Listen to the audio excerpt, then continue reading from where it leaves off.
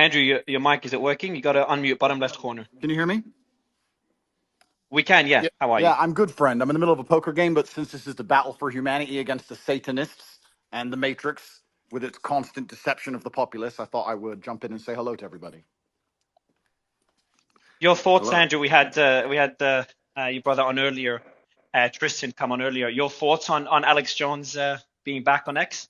I'd rather hear his thoughts on Elon Musk being the biggest maverick of the last 500 years. I'm not kissing ass here, Elon.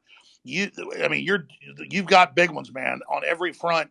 You are literally overturning the entire power structure. I was just going to say this to let Andrew get in, but I just want to say this while you're here. I mean, you are literally changing the entire paradigm, and you've definitely got the system scared, and so everybody needs to support X. Everybody needs to support the sponsors on X.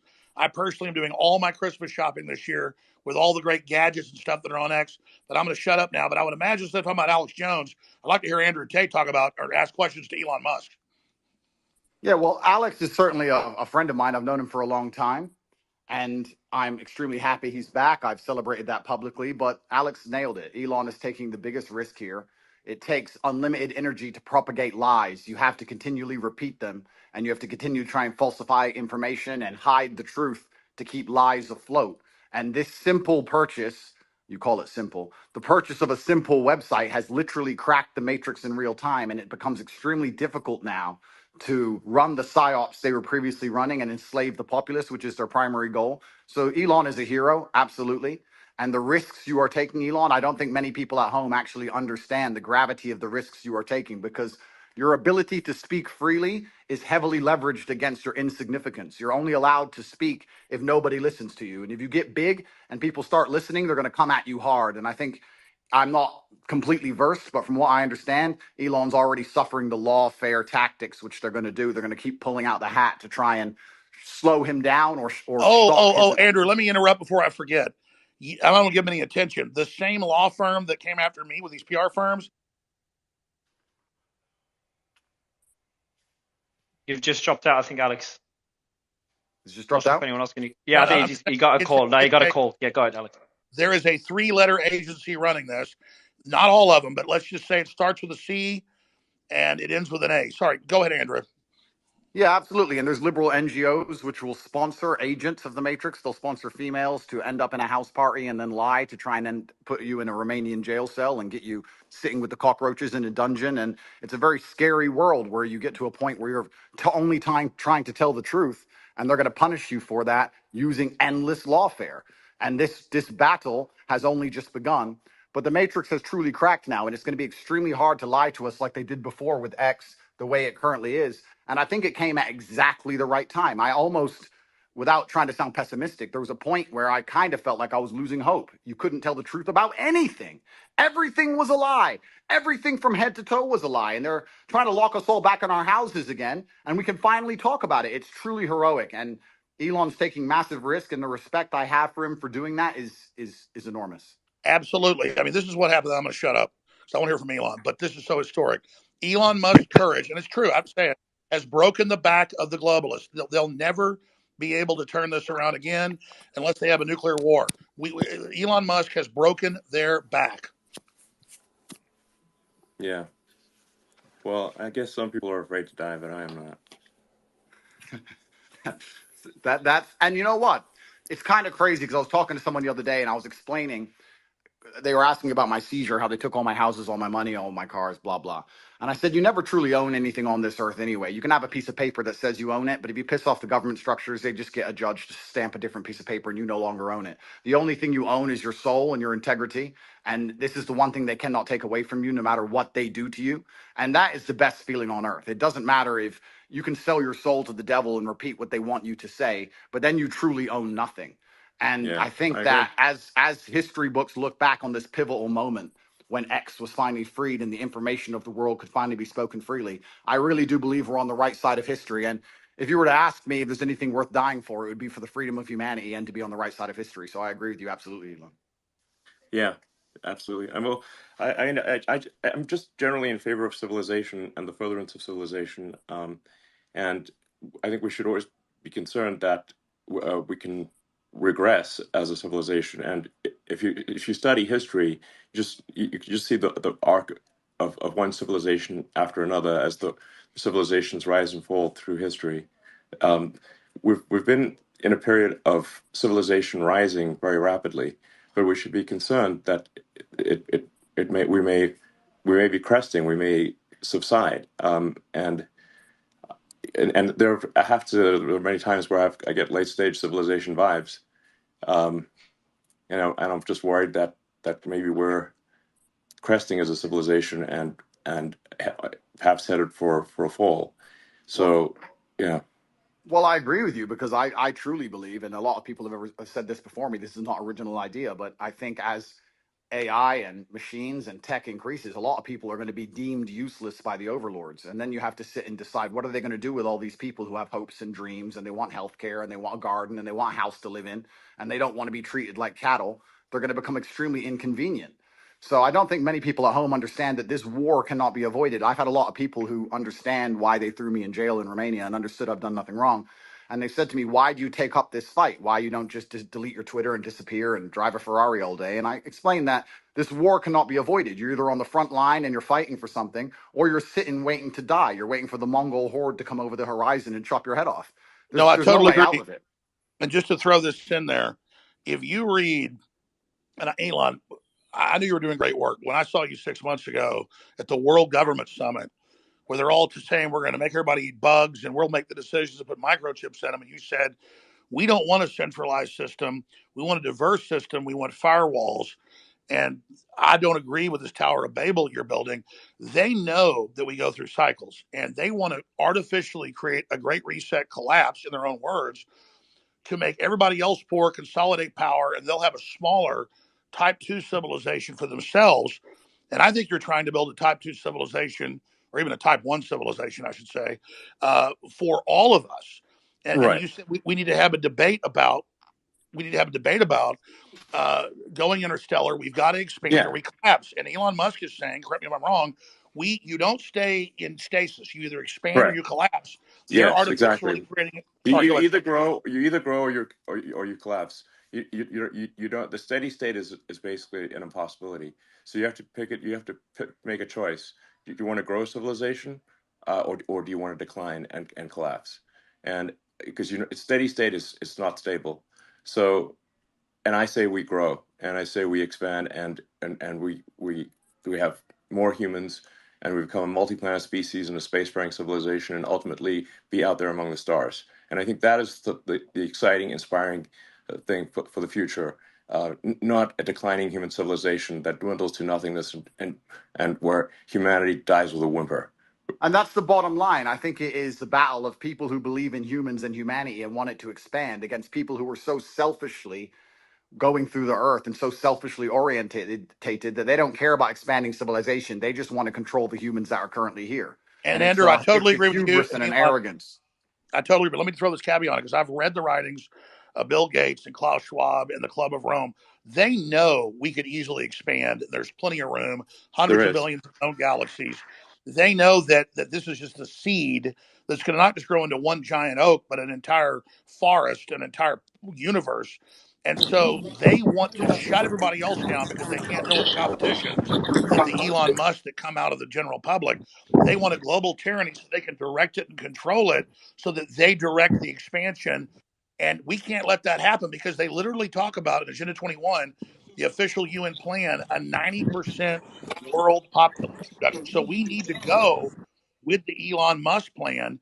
And that's why I tell people that get upset, they go, Elon Musk is involved in every advancing technology. The globalists are pushing that too. Well, technology is like a gun. It's whose hand it's in. And so we need the gun in the people's hands, the gun of expansion, instead of in the globalist hands. And so just because Elon Musk is on the cutting edge of every technology, don't fear the technology like some troglodyte. Fear us not being in control of it. And Elon is saying we need to be an expansionary human explosion of competition and freedom, not some new dark age with a tiny breakaway civilization that's only working for itself. Sorry, I'm ranting. No, but you're completely right. Because if Elon doesn't push these boundaries, they will push these boundaries. And once they have the sole control and the monopoly over such technologies, it's over for all of us. And I don't think most people understand. It simply is the humanistic view against the death cult view. And there's people in the world who have no Yes, interest in they have no interest in growing humanity, no interest in advancing the species as a whole. Their interest is in power and true. control. And all they want to do is have absolute power over the people that currently exist and their children. And you can talk about all the perverse reasons they want to do those exact things. But it's truly scary. And all the people at home who don't really understand the gravity of this fight, they seem to think it's right wing, left wing, ha ha ha. It's Yes, a big exactly. joke. That And you see, they're thinking about it the wrong way. It's sorry, I just got a little X here. But you're totally exactly this right left is it's the wrong way to think about it. It's the sort of the extinctionists versus the pro humans.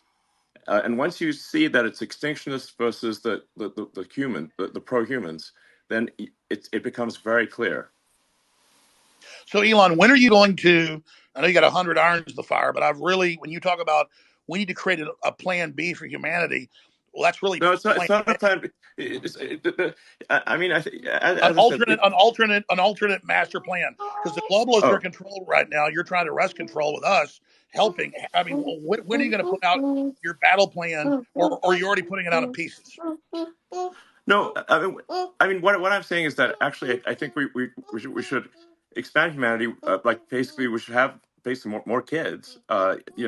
Population should increase, uh, and and we should become a multi-planet species and make life multiplanetary. Build a self-sustaining civilization on Mars, and then ultimately, this will be long after I'm dead, probably, but well, almost certainly, we can go to other star systems and go out there and I don't know, maybe we'll find some long dead alien civilizations. Um, and I don't think we want to be one of those lame one planet civilizations that never got beyond, its home planet. Um, I mean, we gotta, what are the aliens going to think of that? It's like we got to make a good showing. Team Human, well, let's yeah, go. and that would absolutely that would be LFG. certainly disappointing. But So it's essential and truthfully it's so amazing we'd even speak about these things. Only 2 years ago you couldn't even speak about these subjects, but it's so pertinently obvious to anyone who pays attention, and it is scary, and expansion and humanistic views are certainly the way to progress, and it has to be done. There's no other way. Just like a business, just like you guys said, if you stand still you die. And it takes a few brave people to break the matrix. You have to break the dam, and I think bravery is so important because it puts a crack in the dam, and it shows that if there's people out there brave enough to risk getting canceled, risk lawsuits, risk lawfare, then it's going to inspire bravery amongst the rest of the populace, and it becomes extremely hard to lie to brave people. And I think that that's one of the largest pandemics of Earth today is bravery. And when I say bravery, I don't mean that in any kind of negative connotation. Bravery is being full of love and loving the people around you and sticking up for your community and loving where you live and loving your country. And it's brave to do those things. And it's love What do that's the going to crack the globalists teach matrix in us? the end. Children are bad. We're ugly. Humans create all this racial division. They want us to hate each other, so we just yeah. give up, roll over, so the globalists can have the future. I would just Yeah, and like to I think say the here, globalists are short-sighted too, because the thing is that you can't really separate yourself from civilization. So I think those who are sort of advocating, like it's really, I think it's just logical to be pro-civilization. You don't actually necessarily have to be altruistic. You just have to think long-term and say, obviously, you cannot exist in any good way without civilization. I mean, just watch one episode of Naked and Afraid, and see how much you want to go live in a forest by yourself. well, It's we're in it's a very it's not fun. we're in a super pivotal moment now. And the reason we're in a pivotal moment is because the machines cannot do the policing as of yet. My brother and I often True. talk about how bad COVID would have been if they had Terminator machines. You didn't have your mask on. You couldn't even appeal to the empathy of the person who knew how insane it all was. As soon as the Yeah. machines control the policing, it's absolutely over. And we're not that far away. So we're in a very pivotal period now where the bravery that's required to resist the globalist oppression has to happen now. Soon the I technology absolutely, will exist and I it's absolutely over for agree. everybody. We are Jason, we are at please. a critical crossroads right now in the entire future of the human destiny, and I called it Plan B, but I mean, Elon, what do you call it? Just an alternate plan for humanity? Because we could have a debate because the Black Rocks and the globalists are right now in control. If they were 100% control, you and others have helped wrest it to maybe they're in 80% control. They're losing control very quickly as people discover what they're doing. But what would you call the debate and discussion about a pro-human future? Just team humanity? Yeah, team humanity, absolutely. That sounds good.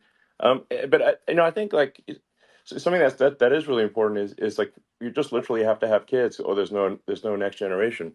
Alex, do you have kids? Yes, I do. I'm not as prolific as you, but I wish I was. They're the best thing in my life. I have 4. Okay, great. And Andrew? I do have a few. I won't let you down, Elon. I'm coming. I'm Okay, coming to good. take over your title. I'm coming to take over. I'm doing my best. You know, I got to Okay. use my good looks for something. Well, I So think we need so to. I, I I hear. think we ought to encourage people to have kids And and this just is the bottom line argument. This is what is so important. We just talked about how the globalists are ultimately selfish and only care Well, about look at their own power and most of the control. globalists don't have children, and Yeah, Of yeah, course, but because they're here, selfish. here's the when you thing. have You a guys, child. you guys are all attacking the globalists, but if you ask a globalist, like I have friends who I would consider globalists, you ask them, their ideologies are aligned that they believe that somebody living across the world is just as valuable as somebody who lives in America. And I know, there's They've already arguments. enslaved the third world, and they're No, using them as. but that's not how everybody who you would categorize as No, you're a right. There's a lot of globalist useful thinks. No, idiot globalists, but that's the not. globalists at the top are depopulationists. That's their Oh, so religion. so so maybe if you want to look at the top, you can say globalists at the top. Some of them might have that view, but if you just talk to an ordinary person who views themselves as a globalist, they're not saying, "Oh, I'm evil." They're not an evil person. They just have this belief that human being around the globe is equal. That's I would all call they're that an looking at. So internationalist. That's an internationalist. A globalist wants one world government run by corporations. yeah, well, I think you can label them differently, but I think if you talk to somebody who's Well, a Henry globalist, they're gonna. Kissinger was a globalist. Zbigniew Brzezinski was a globalist. I'm not trying to be mean to you, but their number one rule is the Earth is too small. We can't expand. We've got to bean count and put everybody on rations. We've got to social engineer and end the normal human program because humans are failed. And they want to turn us into factory farm humans. Those Well, that are allowed to survive. Yeah, I think well, they're. I'll let me. answer the well, question. I'll answer the question sorry quickly. guys, if we can just say like some of these titles are a little confusing. If say someone's an internationalist or a globalist, I think where what can achieve some disambiguation here is to say like does someone have as an axiomatic belief that there are too many people on the earth, or do they not? Do they believe that the Earth can sustain the current population, or do they think it cannot? Now, the reality is, Earth can actually handle a human population probably 10 times larger than the current Yes. population. Earth is actually very sparsely populated by humans. We only see density because if we're a dense urban environment like New York or Boston, London or something like that. But if like here would be like a good test. If you took a plane from LA to New York and you try to drop a bowling ball and hit somebody, your chances of success are basically zero. You'd have to drop 10,000 bowling balls, maybe. Yes, you just and I'll tell you sort of something that may scare people a little bit is that there are thousands of objects falling onto Earth from space all the time. But how often do you hear about someone actually getting hit by That's falling right. by meteorites? It's I think Absolutely. very there's one known case of a woman in her house getting hit by one. Elon, I yes. want I want to just respond to Ed actually for a second because again, when it comes, I think it's good to get a good counter view here. I think that there's two different things going on, Ed. And I know what you're trying to say, but there's a separate point about your obligations, right? So you can, and I believe everything has been said about the importance of expansionism for humanity being pro civilization and expansion pro human race to win. That's like a separate axis though from saying where are your obligations where you are, right? So we talked about procreation and family, then we talked about the nation. Well, look, I have 2 kids. As a father, my moral obligation, I believe, is first and foremost to my family. And then, let's say, as a president, my moral obligation is to the citizens of the nation that I lead. And then you can worry about hunger in the Congo or whatever else needs to happen in the Darfur or in other places. And so I don't think that you're saying necessarily that life. Charity begins at home. Charity Exactly. begins And at that's home. not saying that life abroad is any less valuable inherently. And so when you say like the globalist view is that all it's saying is that all life is equal wherever it is on Earth, it's not like I think the view, an alternative view is countering that. There's also just a separate place in terms of where you're situated. Where's your obligation, right? Is as a father, it's to your family. As a president, it's to your country. And just because you believe that's the hierarchy of your obligations means somebody else is the leader of one of those other countries. And that's an obligation that they have too. But that's like a different Well, the discussion. neoliberals, Yep. Vivek, the neoliberals in their own PR, they're the ones doing the worst things on the earth. They just say, "Oh, we want global government because we want to give Africa's representation." Then they lock them down for 3 years and starve 30 million of them to death, and then organize them to flood us as a political underclass. This is cold-blooded Henry Kissinger State Department Memorandum 200. I mean, they've Yeah, got this Yeah, thing. yeah, it's not black and I think white there's two though, different right? So like, but conversations. what you know, is black and Wait, what but is can we what just? is I'm sorry. what is Just Go, black? go can ahead, we? Andrew. Go ahead, Andrew, and then we'll go to Dave. Andrew. Okay. What I do believe is black and white is simply, if you read a history book, you'll see the worst things that humanity have ever done have been done with good intentions. That's what's so bad about evil acts, is that people Road to think they're hell. doing the right thing. And that's the most dangerous thing about it. And this idea that they look at all human life as sacred and all the same, I actually disagree. I think the reason they will prioritize people in a third world country, for example, you'll say it's because they see us as equal. I think it's because they see us now as spoilt and annoying. They don't like that we need pensions and living space and healthcare. They simply want slaves and a robot class, and they'll do anything it takes to get it, and they'll get it from anywhere they can. And when someone comes along and says, "Well, my intentions are good," I'm not interested in that, because you can name any Holocaust or any atrocity in history. The people didn't think they were the bad guys. They often thought they were the good guys. And I guess the easy way to look at life is you want to be having as many children as possible. You want to pray other people do the same, and you want those people to enjoy freedom. And anyone who's coming along restricting speech, restricting access to certain things, restricting movement, restricting, all they're doing is trying to restrict so they can control. And nobody in a history book ever who did that either was the good guy. I think it's very clear to see who's on the right side of history and who isn't.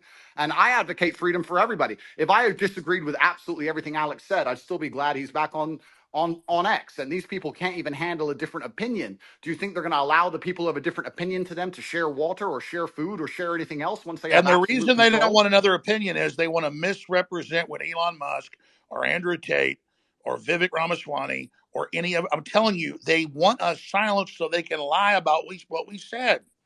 Yeah. and I have a I quick, agree with you. I have Like a, I I have a Hold think quick, on. We'll go, Jackson. I'm going to go to you right after yeah, Dave. yeah. But all go So right. ahead, I mean, I'm Elon. just saying, I agree that with you there. I think that a lot of the media and a lot of these platforms do want to silence voices because they want their voice to be heard louder. So yeah, I definitely hear you there. I definitely don't. I definitely, as when it comes to globalists, I think it's not black and white. You're not either a globalist or you're not. I think people fall in between, and there's different reasons for why people might feel one way about one, you could say globalist idea and another. So I mean, I don't like painting people like, with a black and white pen, because I feel that everybody falls somewhere in the middle. Can All I I just know say? is this: But that there are people that want a corporate world government whose aim is depopulation and not giving the general public access to technology by lying about resources and literally saying carbon dioxide that plants breathe is evil, and then telling us the world's going to end in 2030 and the ice caps are all going to melt, and none of that's true. So our children basically give up on the future and decide not to have children. That's all I'm saying. And Elon Musk is promoting an optimistic, pro-human future that the science and evidence shows is real and that we need. Gentlemen, I have to Go. go. Yeah. I just want to Go. be sort of yeah, exactly. I want to be clear about See my you, Jake. position. I'm super pro human, and I mean all humans. Humans in America, humans in Somebody's got their Africa, thing open Asia, peeing. and Somebody's everywhere got else. their phone open in the bathroom. Yeah, Phone's ringing. that's Vivek. Vivek, that's your phone, Vivek. I'm not able to mute you, Vivek. All right, um, perfect. Go ahead, Elon. um, Sorry about that. so, well, I hope you feel better I now. feel great. Thank you. Sorry about that, guys. um, so yeah, I'm super pro-human, like for Team Humanity here, and I just think we want to make sure that people have a positive view of the future, like I think I encounter a lot of people who have actually very pessimistic conclusions about the future, and if you try to unpack that and say where does that pessimism come from, um, and I think like these are like good people, like they have good intentions. I think they think about